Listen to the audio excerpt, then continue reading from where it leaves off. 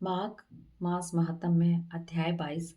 इतना कहकर भगवान अंतर ध्यान हो गए और देवदूती भगवान के ध्यान में लीन हो गए। तब देवनिधि कहने लगे कि हे महर्षि, जैसे गंगा जी में स्नान करने से मनुष्य पवित्र हो जाता है, वैसे ही भगवान की इस कथा को सुनकर मैं पवित्र हो गया। कृपा करके उस स्रोत को कहिए जिससे उस ब्राह्मण ने भगवान को प्रसन्न किया। लोमस जी कहते हैं कि उस स्रोत को पहले गरुड़ जी ने पढ़ा, उनसे मैंने सुना। हे विप्र, यह स्रोत अध्यात्म विद्या का सार पापों के नाश करने वाला है। वासुदेव सर्वव्यापी चक्रचारी सज्जनों के प्रिय जगत के स्वामी श्री कृष्ण को नमस्कार है। जब स्तुति करने वाला जिसकी स्तुति की जाए तथा सभी जगत में विष्णु है तो किसकी स्तुति की जाए।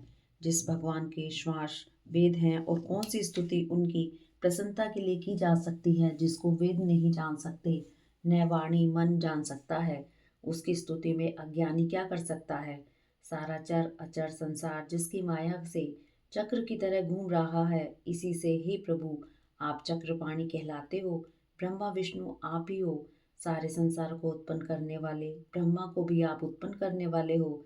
जब जीव शरीर को धारण करता है तब उसको ज्ञान उत्पन्न होता है। तुम सब सुखों के दाता हो, इसमें कोई संदेह नहीं है। आपसे संपूर्ण सुखों के देने वाली बुद्धि उत्पन्न होती है।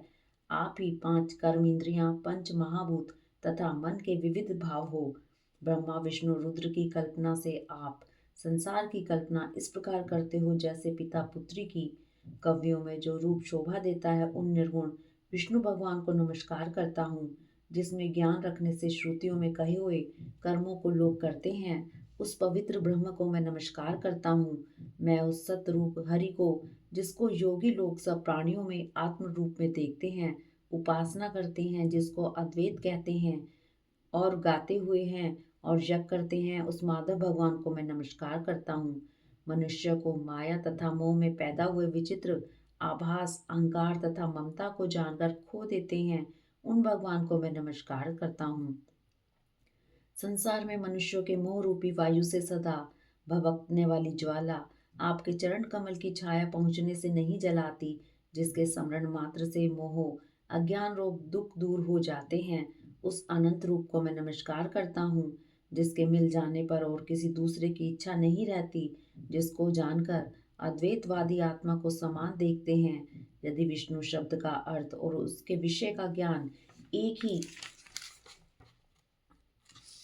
होता तो इस सत्य से ही माधव इस संसार की माया में फंसकर तेरे ही ध्यान में रत रहता। यदि वेदांत दर्शन में भगवान सारे संसार में व्याप हैं, तो इस सत्य से भगवान में मेरी निर्विघ्न भक्ति हो। जो बीज नहीं है तो भी बिना बीज के स्वयं विद्यमान है, सो वह विष्णु भगवान ज्ञान रूपी रंग से हमारे बीज के टुकड़े टुकड़े को जो सृष्टि स्थिति या लय के लिए ब्रह्मा विष्णु महेश तीन रूप धारण करते हैं और कार्य में सत रज और तम इन तीन गुणों में विद्यमान है, वह भगवान मुझ पर दया करें। जो देवताओं की प्रार्थना पर अवतार धारण करते हैं, वह भगवान मुझ पर प्रसन्न हो। जो प्राणियों के हृदय रूपी मंदिर में निर्मल देव वास करते हैं, वह भगवान मुझे पर प्रसन्न हो। जो अविद्यापूर्ण संसार का त्याग करता है, जगत में आप हो, आपका बनाया हुआ विश्व आनंद करता है, आपके त्याग करने पर अपवित्र हो जाता है, उसका साथ करने पर भी तुम बिना साथ के बने रहते हो। विकार रहित जिनके चारवाक पंचभूत योग से पैदा हुआ चैतन्य मानते हुए उपासना करते हैं। जैन लोग आपको शरीर का परिणाम मानते हैं और सांख्यवादी तुम्ही को प्रकृति से पर पुरुष मानकर ध्यान करते हैं। जन्म इत्यादि से रहित चैतन्य रूप सदा आनंद स्वरूप उपनिषद जिसकी महिमा गाते हैं। आकाश आदि पंच महाभूत देह मन बुद्धि इंद्रिय सब कुछ तुम ही हो, तुमसे अलग और कुछ नहीं। तुम ही सब प्राणियों को उत्पन्न करने वाले हो और मुझको शरण देने वाले हो। तुम ही अग्नि रवि इंद्र हो, मंत्र क्रिया तथा फल सब ही हो। कर्म के फल देने वाले बैकुंठ में तुम्हारे सिवा कोई नहीं है। मैं तुम्हारी ही शरण में हूँ। सब प्राणियों के हेतु तथा उनको शरण देने वाले तुम ही हो। जैसे युवा पुरुष मनुष्य की युवती में और युवती की युवा में प्रीति होती है, वैसी मेरी प्रीति तुम में हो। जो पापी भी आपको प्रणाम करता है उसको यमदूत ऐसे नहीं देखते जैसे उल्लू सूर्य को।